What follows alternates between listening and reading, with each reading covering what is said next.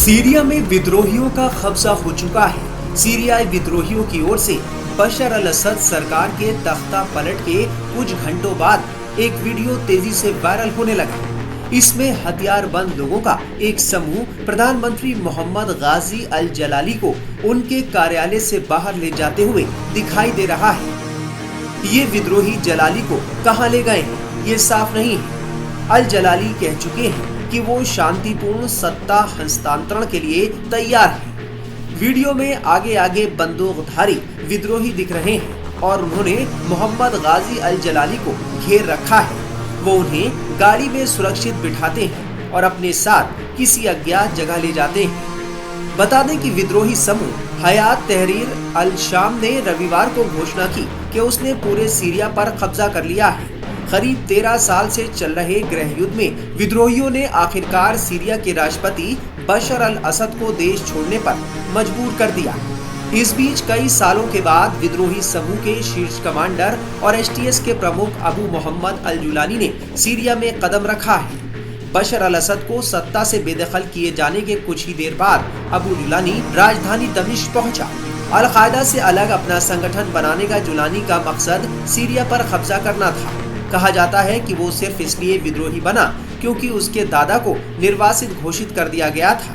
उसे कई सालों तक गुमनामी की जिंदगी जीनी पड़ी। एसटीएस का नेतृत्व इस समय अबू मोहम्मद अल जुलानी कर रहा है, जिसे काफी कट्टरपंथी माना जाता है।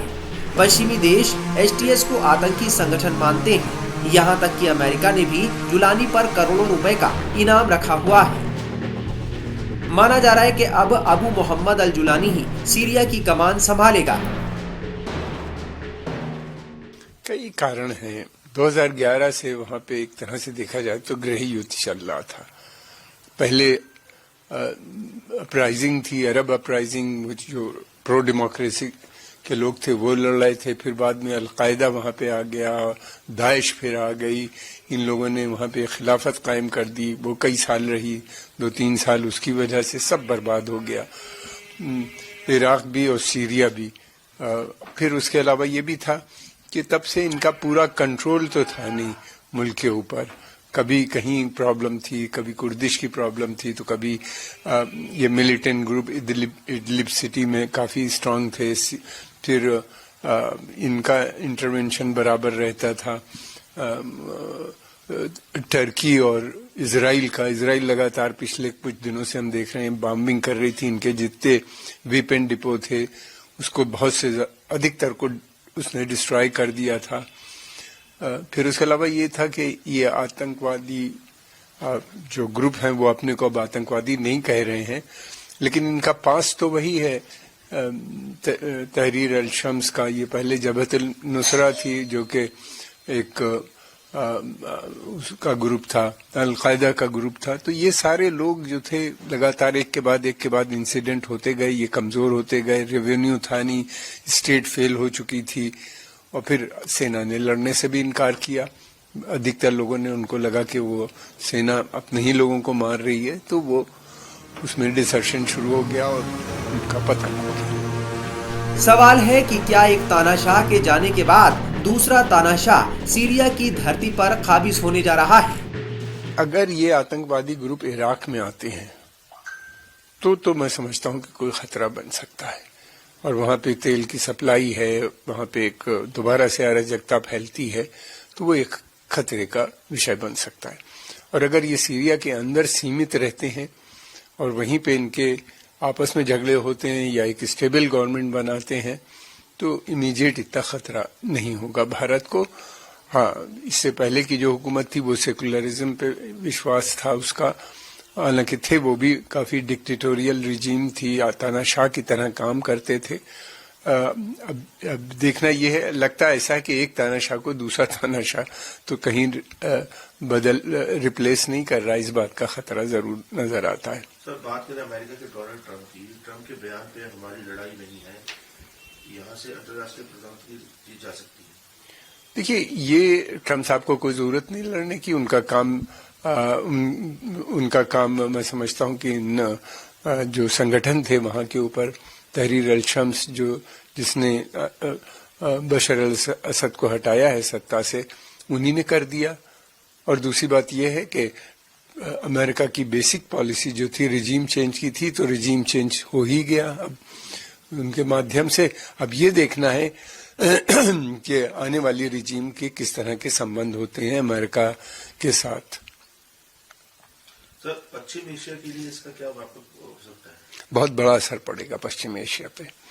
पश्चिम एशिया पे एक तो असर इसका सबसे ज्यादा पड़ेगा कि इराक के ऊपर सबसे ज्यादा, इराक बिल्कुल इसके बॉर्डर इस पे मिलते हैं, और दूसरी तरफ लेबनान के ऊपर बॉर्डर पर के ऊपर असर पड़ेगा। ईरान के ऊपर बहुत बड़ा असर है क्योंकि जो ईरान की पॉलिसी थी आर्क ऑफ रेसिस्टेंस की, तो वो तो बहुत ही कमजोर, उसको एक बहुत बड़ा धक्का लगा है, इसलिए कि हिजबुल्लाह काफी कमजोर हो नजर आ रहा है, लंबी लड़ाई लड़ रहा है इजराइल के साथ। अब उसकी सप्लाई सपोर्ट बेस भी कम हो जाएगा, क्योंकि बीच में सीरिया आ गया। पहले उनकी लगातार सप्लाई बनी रहती थी ईरान के साथ, ईरान वाया इराक। दूसरी बात ये भी है कि हिजबुल्लाह का कमजोर होना ये सीरिया के लिए और लेबनान के जो अपोजिशन ग्रुप है उनके लिए तो वो अच्छी बात समझे, वो लोग अच्छा समझते हैं मगर ईरान के लिए एक बड़ा सेटबैक नजर आता है। साल 1990 के आसपास जुलानी परिवार सीरिया के दमिश्क में आकर बस गया था। 2003 में अबू मोहम्मद अल जुलानी इराक चला गया और उसने अल-कायदा ज्वाइन कर लिया था। जुलानी को बगदादी का काफी करीबी माना जाता है। वो बगदादी के ट्रेनिंग कैंप में भी रह चुका है। अमेरिका ने जुलानी के सिर पर करोड़ों का इनाम घोषित किया था। हालांकि अब सीरिया में विद्रोहियों के कब्जे के बाद ये सवाल उठ रहे हैं कि आने वाले दिनों में भारत पर इसका क्या असर पड़ने वाला है। इंडियन सरकार में तो हर देश में, हर दुनिया में, हर सरकारी के साथ में तो दोस्ती बन रहा है। मतलब ये तरीका है पॉलिटिकल इंटरनेशनल रिलेशन। सरकार आते, सरकार जाते, लेकिन देश की बात बहुत मोहब्बत है। तो इंडिया काफी सपोर्ट किया, ह्यूमैनिटेरियन सपोर्ट भी किया। सीरियन मसला का हल, Syrian by Syrian for Syrian, ये तो इंडियन पोजीशन है। कोई युद्ध नहीं मांग रही, कोई फॉरेन इंटरवेंशन नहीं मांग रही। यूएन चार्टर अप्लाई करना चाहिए, लेकिन शुरू से हमारा देश में फॉरेन इंटरवेंशन हो गया, इजराइल अटैक हो गया, लीबिया ईरानियन आ गया था, रशियन भी आ गया, तुर्किश भी आया था, अरब फोर्सेस भी आया। सबको सीरिया के लिए तोड़ने के लिए तैयार है। इंडिया मेंटेन अ डिस्टेंस, ये तो सब सारी दुनिया का मालूम हो गया। इसलिए रिलेशन विल रिमेन। लेकिन जो खतरनाक है, जो ये अभी तो जब तक आईएस आया था इधर, पूरी अल-कायदा वाली लोग थे वहां पर सीरिया के अंदर, वो काफी हिंदुस्तान वाले लोग भी आया था। ये मतलब 200 कम से कम 200 इंडियन भी आ गया वहां पर। इसलिए थोड़ा से डर लगता है ये इट विल बी क्या hub of terrorism. Jihadist culture शुरू हो गया, जैसे अफगानिस्तान, इराक, अभी सीरिया भी दोबारा होना चाहिए। तो वी डोंट नो अगर ये तो सरकारी सेक्युलर आउटलुक है, रिलीजियस आउटलुक है, किसी को मालूम भी नहीं है। क्योंकि जैसे बांग्लादेश कर दिया था, जैसे अफगानिस्तान भी किया था, दुनिया का देखने के लिए पब्लिक ओपिनियन ये देख लो बहुत मॉडरेट है। लेकिन हमको मालूम है you can change the clothes of the person, लेकिन बाकी वही है। The person will remain the same, ideology is the same. तो इसलिए हम लोग कहते हैं India should watch and see cautiously, ये तो टेररिज्म नहीं होना चाहिए दोबारा। क्योंकि इंडिया सबसे बड़ी देश में, सबसे पहले वाले देश में, तो उन्होंने ड्राफ्ट भी किया था compact for the comprehensive fight against terrorism, तो यूएन भी जमा किया था ड्राफ्ट के लिए, लेकिन किसी का एक्सेप्ट नहीं किया।